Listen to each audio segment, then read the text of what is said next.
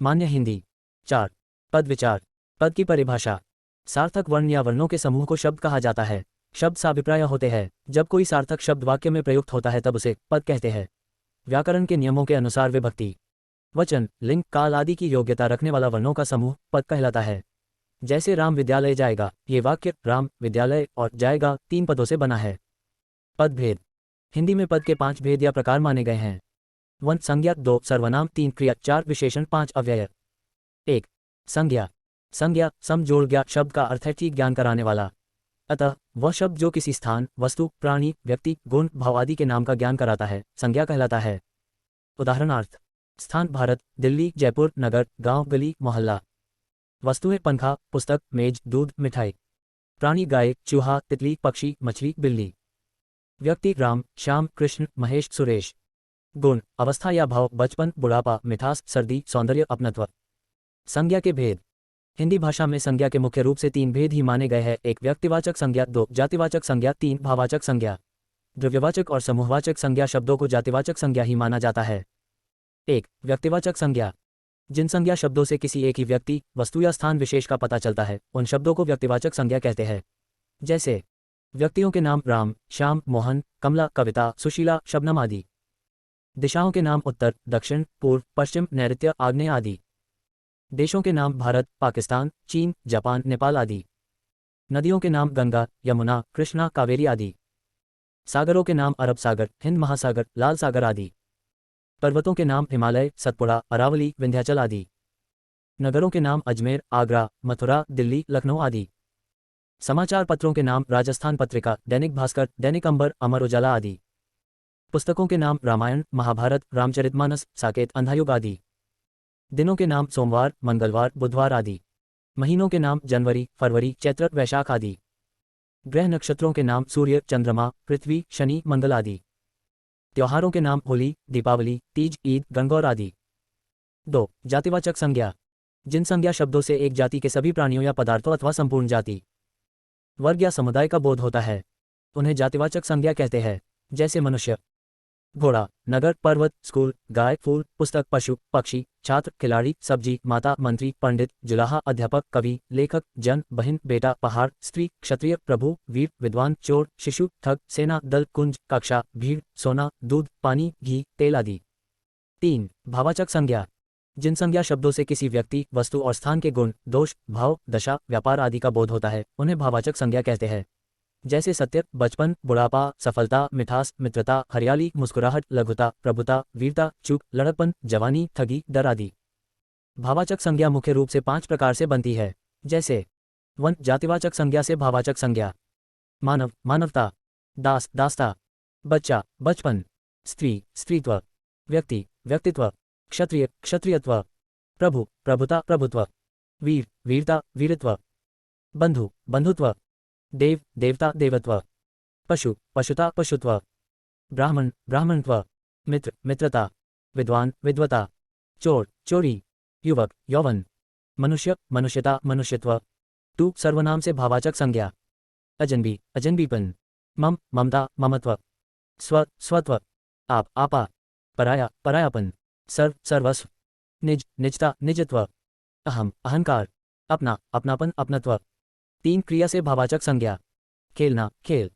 थकना, थकावट। लड़ना, लड़ाई। बहना, बहाव। भूलना, भूल। हंसना, हंसी। देखना, दिखावा। सुनना, सुनवाई। चुनना, चुनाव। धोना, धुलाई। पढ़ना, पढ़ाई। रुकना, रुकावट।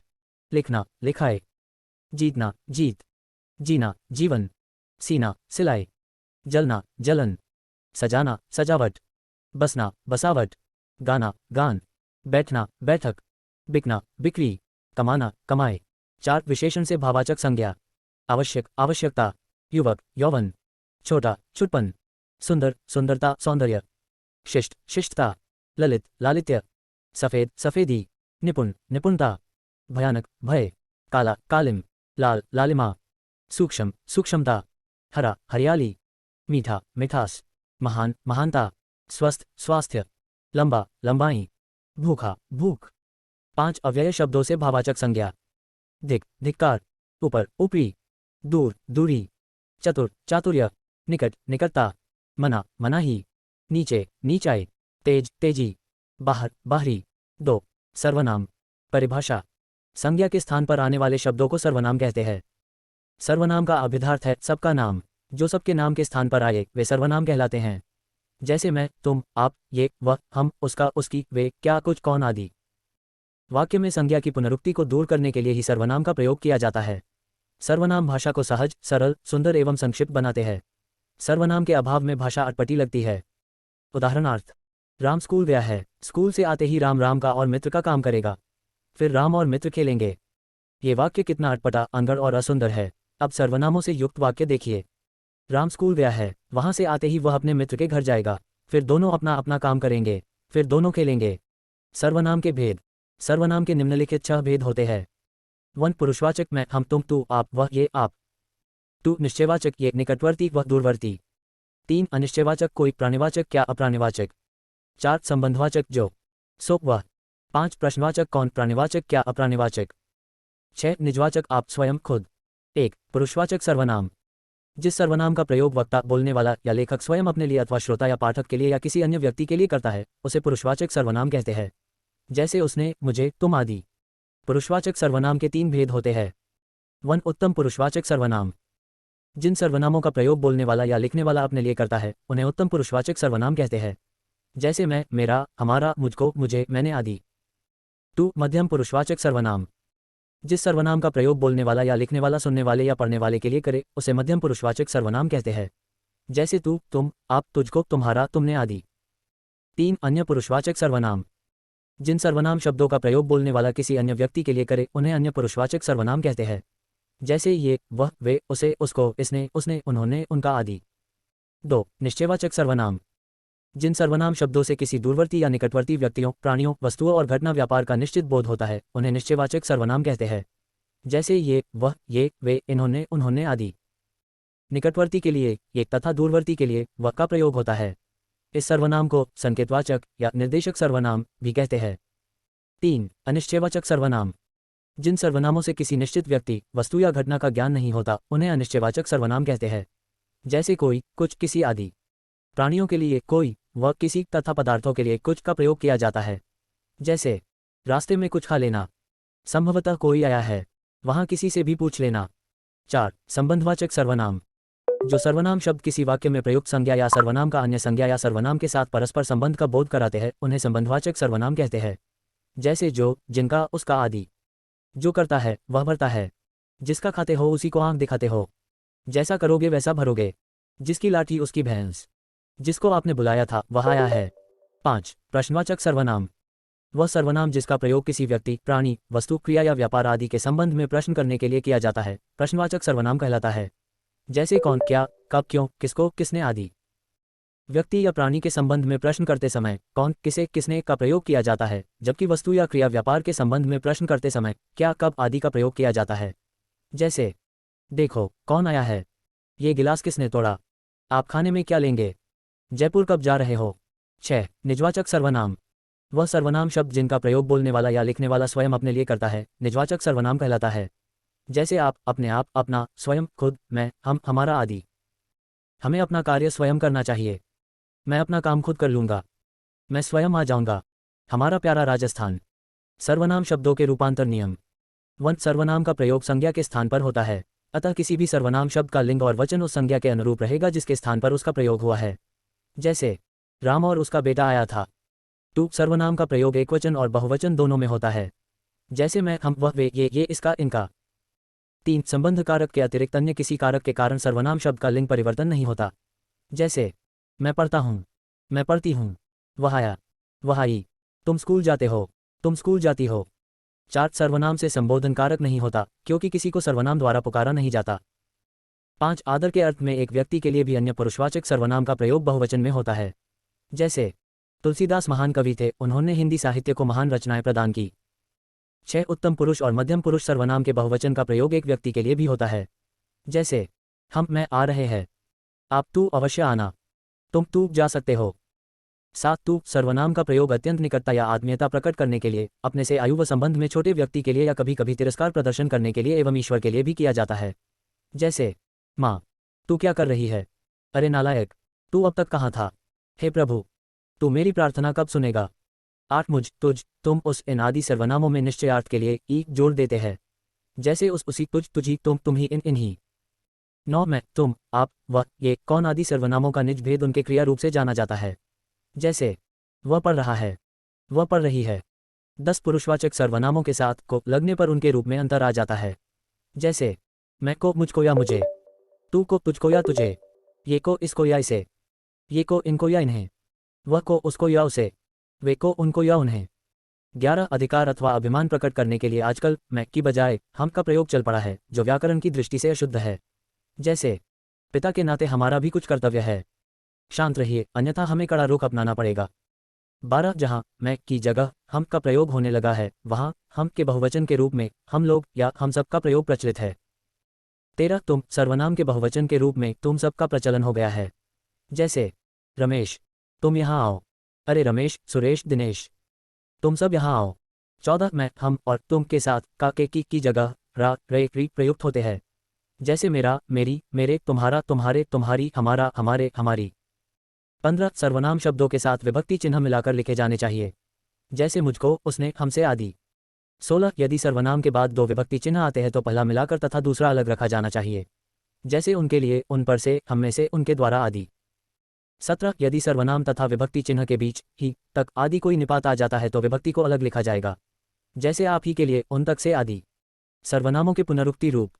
कुछ सर्वनाम पुनरावृत्ति के साथ प्रयोग में आते हैं, ऐसे स्थलों पर अर्थ में विशिष्टता या भिन्नता आ जाती है, जैसे जो आता जाए उसे बिठाते जाओ, कोई तो बिना बात भागा चला जा रहा था, क्या हमारे साथ क्या क्या हुआ यह न पूछो, कौन मेले में कौन कौन चलेगा, किस को भूख लगी है, कुछ मुझे कुछ याद आ रहा है, अपना सामान लो और चलते बनो, आप यजमान आप ही खाए जा रहे थे, मेहमानों की कहीं कोई पूछ नहीं थी, वह जिसे मिठाई न मिली हो वह रुक जाओ, कहाँ मैंने तुम्हें कहाँ नहीं ढूंढा।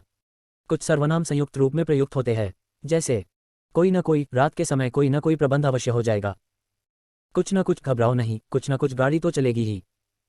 3 विशेषण। परिभाषा। संज्ञा या सर्वनाम की विशेषता, गुण, दोष, संख्या, रंग, आकार, प्रकार आदि बताने वाले शब्दों को विशेषण कहते हैं, जैसे मोटा, पतला, कौन आदि। उदाहरणार्थ 1 किलो चीनी लाओ, सफ़ेद गाय कम दूध देती है, बच्चा होशियार है, कुछ लोग सो रहे हैं, मेरी कक्षा में 20 विद्यार्थी है।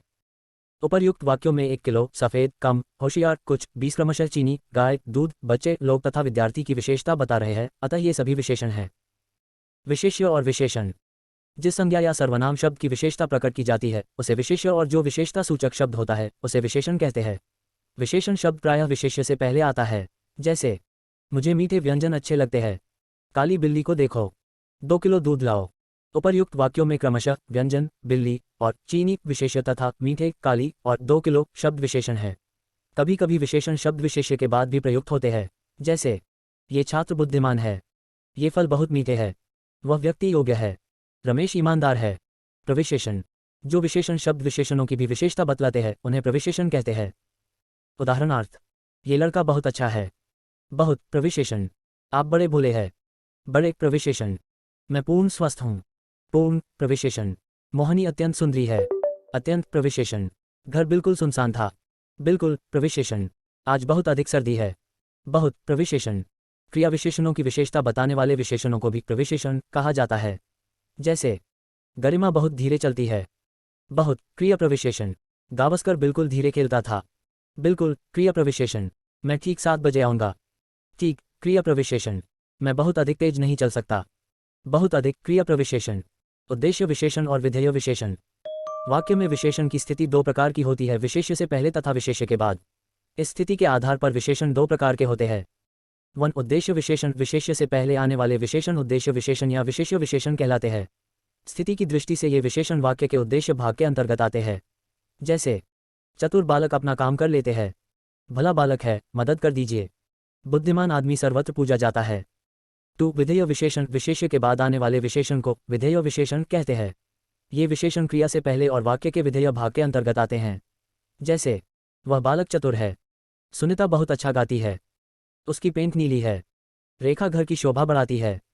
ध्यात्व्य विशेषण चाहे उद्देश्य विशेषण हो चाहे विधेय विशेषण, दोनों ही स्थितियों में उनका रूप संज्ञा या सर्वनाम के अनुसार बदलता है। उदाहरणार्थ उद्देश्य विशेषणों के रूप। लंबी युवती खेल रही है। विशेषण और विशेष्य दोनों स्त्री एकवचन। लंबी युवतियां खेल रही है। स्त्रीलिंग, विशेषण अपरिवर्तित रहता है। लंबा लड़का जा रहा है। विशेषण विशेष्य दोनों पुरुष एकवचन। लंबे लड़के जा रहे हैं। विशेषण विशेष्य दोनों पुरुष बहुवचन। विधेय विशेषणों के रूप। वह लड़का लंबा है। विशेषण विशेष्य दोनों पुरुष एकवचन। वे लड़के लंबे हैं। विशेषण विशेष्य दोनों पुरुष बहुवचन। वह लड़की मोटी है। विशेषण विशेष्य दोनों स्त्री एकवचन। वे लड़कियां मोटी है। स्त्रीलिंग, विशेषण अपरिवर्तित रहता है। विशेषण के भेद। विशेषण के 5 भेद होते हैं। 1. गुणवाचक विशेषण एडजेक्टिव ऑफ क्वालिटी। 2. परिमाणवाचक विशेषण एडजेक्टिव ऑफ क्वांटिटी। 3. संख्यावाचक विशेषण न्यूमेरिकल एडजेक्टिव। 4. सार्वनामिक विशेषण या संकेतवाचक अथवा निर्देशवाचक विशेषण डेमोन्स्ट्रेटिव एडजेक्टिव। 5. व्यक्तिवाचक विशेषण। 1. गुणवाचक विशेषण। संज्ञा अथवा सर्वनाम के किसी भी प्रकार के गुण से संबंधित विशेषता का बोध कराने वाले शब्दों को गुणवाचक विशेषण कहते हैं। जैसे, वह मोटा आदमी है। उसके कोट का रंग नीला है। वह गोरी लड़की है। इन वाक्यों में मोटा, नीला, गोरी शब्द गुणवाचक विशेषण है।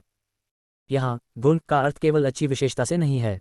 यहाँ गुण का तात्पर्य है किसी भी वस्तु या व्यक्ति की विशेष स्थिति, विशेष दशा, विशेष दिशा, रंग, गंध, काल, स्थान, आकार, रूप, स्वाद, बुराई, अच्छाई आदि। अतः जो विशेषण किसी संज्ञा या सर्वनाम की उपर्युक्त विशेषता का बोध कराए उसे गुणवाचक विशेषण कहते हैं। कुछ प्रचलित प्रमुख गुणवाचक विशेषण इस प्रकार है। गुणबोधक अच्छा, भला, शिष्ट, नम्र, सुशील, विनीत, दानी, ईमानदार, परिश्रमी, दयालु, सच्चा, सरल आदि। दोषबोधक बुरा, खराब, झूठा, अशिष्ट, उद्धत, ढीठ, दुष्चरित्र, कंजूस, कामचोर, पापी, दुरात्मा, निर्दयी आदि। रंगबोधक काला, पीला, नीला, हरा, लाल, गुलाबी, सुनहरा, चमकीला, हरित, रक्त, जामुनी, बैंगनी, खाकी, सुरमई, बहुरंगी, सतरंगी, नवरंग आदि। कालबोधक आधुनिक, प्राचीन, ताज़ा, बासी, प्रागैतिहासिक, नवीन, नूतन, क्षणिक, दैनिक, साप्ताहिक, पाक्षिक, मासिक, वार्षिक आदि। स्थानबोधक ग्रामीण, शहरी, भारतीय, देशी, विदेशी, बनारसी, रूसी, जापानी, चीनी, नेपाली, बाहरी, अमरोही, लुधियानवी, जयपुरी, लाहौरी, जालंधरी, इलाहाबादी आदि। गंधबोधक खुशबूदार, सुगंधित, मधुगंधी, सौंधी, महक, बदबूदार, दुर्गंधित, गंधहीन आदि। दिशाबोधक उत्तरी, दक्षिणी, पूर्वी, पश्चिमी, पश्चिमोत्तरी, पाश्चात्य, पौर्वात्य, ईशानकोणीय, ऊपरी, भीतरी, बाहरी आदि। अवस्थाबोधक गीला, सूखा, नम, शुष्क, आर्द्र, नमीदार, पनीला, भुना हुआ, तला हुआ, जला हुआ, पका हुआ आदि। आयुबोधक युवा, वृद्ध, बाल, किशोर, अधेड़, प्रौढ़, तरुण आदि। दशाबोधक रोगी, निरोगी, स्वस्थ, अस्वस्थ, बीमार, रुग्ण, भलाचंगा, तंदुरुस्त, सुधरा हुआ, बिगड़ा हुआ, फटा हुआ, नया, पुराना आदि। आकारबोधक छोटा, बड़ा, मोटा, लंबा, तिगना, बौना, गोल, ऊंचा, चौड़ा, तिकोना, चौकोर, षटकोण, अंडाकार, त्रिभुज, सर्पाकार, गोलाकार, वृत्ताकार आदि। स्पर्शबोधक कठोर, कोमल, मुलायम, खुरदरा, मखमली, नर्म, सख्त, ठंडा, गर्म, चिकना, स्निग्ध आदि। स्वादबोधक खट्टा, मीठा, मधुर, कड़वा, नमकीन, कसला आदि। 2. परिमाणवाचक विशेषण। जिस विशेषण शब्द से संज्ञा अथवा सर्वनाम की मापतोल या मात्रा संबंधी विशेषता का ज्ञान हो उसे परिमाणवाचक विशेषण कहते हैं। जैसे कुछ, थोड़ा, सब आदि। मैं प्रतिदिन 4 लीटर दूध लाता हूँ। वह बाद में कुछ घी खाता है। यहाँ 4 लीटर दूध का माप है, कुछ घी का माप है। इन दोनों वस्तुओं को गिना नहीं जा सकता, केवल मापा जा सकता है। इसलिए ये परिमाणवाचक विशेषण है। परिणामवाचक विशेषण 2 प्रकार के होते हैं। 1. निश्चित परिमाणवाचक। जो विशेषण संज्ञा या सर्वनाम के निश्चित परिमाण का बोध कराते हैं उन्हें निश्चित परिमाणवाचक विशेषण कहते हैं। जैसे 5 किलो, 10 क्विंटल, 1 तोला सोना, 2 मीटर कपड़ा, 10 ग्राम सोना आदि। 2. अनिश्चित परिणामवाचक। जो विशेषण संज्ञा या सर्वनाम के निश्चित परिमाण का नहीं अपितु अनिश्चित परिमाण का बोध कराते हैं उन्हें अनिश्चित परिमाणवाचक विशेषण कहते हैं। जैसे कुछ आम, थोड़ा दूध, बहुत घी, कम चीनी, ढेर सारा मक्खन, कई किलो दही, 50 मन गेहूं, तनिक अचार, जरा सा नमक आदि। 3. संख्यावाचक विशेषण। जो विशेषण किसी व्यक्ति, प्राणी अथवा वस्तु, संज्ञा या सर्वनाम की संख्या से संबंधित विशेषता का बोध कराएं उन्हें संख्यावाचक विशेषण कहते हैं। जैसे 30वां, 4.5, प्रत्येक, कम, सब आदि। संख्यावाचक विशेषण मुख्यतः 2 प्रकार के होते हैं। निश्चित संख्यावाचक। जो निश्चित संख्या का बोध कराते हैं, जैसे पहला, तीसरा, 5 छात्र, 7 किताबें आदि। निश्चित संख्यावाचक विशेषण के निम्नलिखित उपभेद होते हैं। गणनावाचक। जिनसे अंक या गिनती का ज्ञान हो, जैसे 1, 5, 10, 12, आधा, चौथाई, 5.25, 7.5 आदि। गणनावाचक विशेषण के भी 2 भेद किए जा सकते हैं। अपूर्ण संख्यावाचक विशेषण। 1 चौथाई, पाव, आधा, आधा, 1-1 quarter, 1.25, 1-1 half, 1.5, 1-3 quarters, 2.25, 2-1 half, 2.5, 3-1 half, 3.5 आदि विशेषण अपूर्ण संख्याबोधक है। पूर्ण संख्यावाचक विशेषण। 1, 2, 3 आदि पूर्ण संख्याबोधक है। क्रमवाचक। जिस विशेषण से क्रम का ज्ञान हो उसे क्रमवाचक विशेषण कहते हैं। जैसे पहला, तीसरा, चौथा, छठा, आठवां आदि। ई आवृत्तिवाचक, जिस विशेषण से किसी संज्ञा या सर्वनाम की तहु या गुणन का बोध हो अथवा जिससे ये ज्ञात होता है कि संज्ञा या सर्वनाम कितने गुना है। जैसे दुगुना, चौगुन, 5 गुना, इकहरा, दोहरा, 13 आदि। इफ समुदायवाचक, जिस विशेषण से कुछ संख्या के इकट्ठे समूह अथवा समुदाय का बोध हो उसे समुदायवाचक विशेषण कहते हैं। जैसे दोनों, तीनों, पांचों, आठों, दसों, तीनों के तीनों, सभी, सबके सब आदि। वीक समुच्चयवाचक, संज्ञा या सर्वनाम के किसी प्रचलित समुच्चय को प्रकट करने वाले विशेषण समुच्चयवाचक कहलाते हैं। जैसे दर्जन, युग्म, जोड़ा, पच्चीसी, चालीसा, शतक, सैकड़ा, सतसई आदि। वीक भिन्नतावाचक, जो विशेषण भिन्नता दर्शाते हुए संज्ञा या सर्वनाम विशेष्य की विशेषता बतलाते हैं उन्हें भिन्नतावाचक विशेषण कहते हैं। जैसे प्रत्येक, हरेक, हर मास, हर वर्ष, एक एक, चार चार आदि। ब अनिश्चित संख्यावाचक, जो विशेषण संज्ञा या सर्वनाम की किसी निश्चित संख्या का ज्ञान नहीं कराते बल्कि उसका अस्पष्ट अनुमान प्रस्तुत करते हैं उन्हें अनिश्चित संख्यावाचक विशेषण कहते हैं। जैसे कुछ छात्राएं, थोड़े से गांव, अधिक लड़के, काफी धन, कई लोग, बहुत सा पैसा, हजारों आदमी, 5 दर्शक आदि। वाक्य प्रयोग, कुछ बच्चे खेल रहे हैं। तुम्हारी थैली में बहुत संतरे हैं, मेरी में थोड़े। रैली में हजारों लोग पहुंचे। गुंड ने सैकड़ों दुकानें फूंक डाली। वहां कोई 500 खिलाड़ी होंगे। परिमाणवाचक और संख्यावाचक विशेषण में अंतर, यदि विशेष्य गिनी जाने वाली वस्तु हो तो उसके साथ प्रयुक्त विशेषण संख्यावाचक माना जाता है, अन्यथा उसे परिमाणवाचक विशेषण माना जाता है। जैसे मोहित 10 केले खा गया। संख्यावाचक, मोहित 2 किलो दूध पी गया। परिमाणवाचक, मैंने अधिक सेब खा लिए। संख्यावाचक, कुछ दूध मेरे लिए भी छोड़ देना। परिमाणवाचक, थोड़े बच्चे दिखाई दे रहे हैं। संख्यावाचक, थोड़ा घी लाया हूं। परिमाणवाचक। 4. सार्वनामिक विशेषण, जो सर्वनाम अपने सार्वनामिक रूप में ही संज्ञा के विशेषण के रूप में प्रयुक्त होते हैं अथवा जो सर्वनाम शब्द संज्ञा की ओर संकेत करते हैं उन्हें सर्वनामिक विशेषण या संकेतवाचक विशेषण कहते हैं। जैसे ये, वे, कौन, उस आदि। यह मेरी पुस्तक है। कोई व्यक्ति गा रहा है। कौन लोग आए थे। वह मकान अच्छा है। इन छात्रों को पुस्तकें दो। उपर्युक्त वाक्यों में ये, कोई, कौन, वह और इन शब्द क्रमशः पुस्तक, व्यक्ति, लोग, मकान और छात्रों की ओर संकेत करते हैं अथवा उनकी विशेषता प्रकट करते हैं। अतः ये सार्वनामिक या संकेतवाचक विशेषण है। सार्वनामिक विशेषण के 4 भेद है। 1. निश्चयवाचक संकेतवाचक सार्वनामिक विशेषण, ये संज्ञा या सर्वनाम की ओर निश्चयात्मक संकेत करते हैं। जैसे ये किताब उठा दो, उस घर को देखो। 2. अनिश्चयवाचक सार्वनामिक विशेषण, ये संज्ञा या सर्वनाम की ओर अनिश्चयात्मक संकेत करते हैं। जैसे कोई आदमी आपसे मिलने आया है। किसी से कुछ मत लेना। 3. प्रश्नवाचक सार्वनामिक विशेषण, ये विशेषण संज्ञा या सर्वनाम से संबंधित प्रश्नों का बोध कराते हैं। जैसे कौन सी फिल्म देखोगे। कौन लड़की गा रही है। किस पुस्तक को पढ़ूं। क्या वस्तु लाकर मैं उसे प्रसन्न कर सकता हूं। 4. संबंधवाचक सार्वनामिक विशेषण, ये विशेषण संज्ञा या सर्वनाम का संबंध वाक्य में प्रयुक्त अन्य संज्ञा या सर्वनाम शब्द के साथ जोड़ते हैं। जैसे जो बोया है वही तो काटोगे। जो आदमी कल आया था वह बाहर खड़ा है। जिस कार्य को करना न हो उस पर विचार करना मूर्खता है। सार्वनामिक विशेषण और सर्वनाम में अंतर, यदि सार्वनामिक विशेषण का प्रयोग संज्ञा या सर्वनाम शब्द से पहले हो तो यह सार्वनामिक विशेषण कहलाएगा और यदि अकेले संज्ञा के स्थान पर प्रयुक्त हो तो सर्वनाम कहलाता है। जैसे यह आम पका है और वह कच्चा। ये सार्वनामिक विशेषण है और वह सर्वनाम। ये लड़का बहुत चालाक है। सार्वनामिक विशेषण, ये काफी कमजोर है। सर्वनाम, उस घर में मेरा मित्र रहता है।